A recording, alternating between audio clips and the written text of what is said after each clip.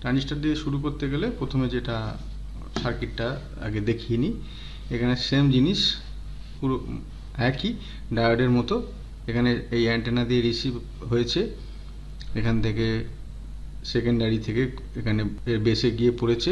এখান থেকে একটা পজিটিভ সাপ্লাই, যেটা এই রেজিস্টার R1 আর R2 ভোল্টেজ ডিভাইডার হয়ে ভোল্টেজটা এই কয়েলের মাধ্যমে এই বেসে সাপ্লাই হয়েছে। এমিটারটা একটা রেজিস্ট্যান্স আর একটা ক্যাপাসিটার দিয়ে গ্রাউন্ড করা আছে।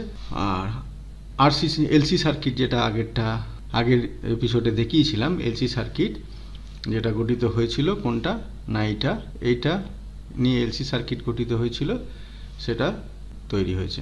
তো এই হচ্ছে সার্কিটের বেসিক সার্কিটটা কিভাবে কাজ করে। আর আউটপুটটা এখানে দেখতেই পাচ্ছ, এখান থেকে আউটপুটটা এই ক্যাপাসিটরের থ্রু দিয়ে এখানে আউটপুটটা আসবে।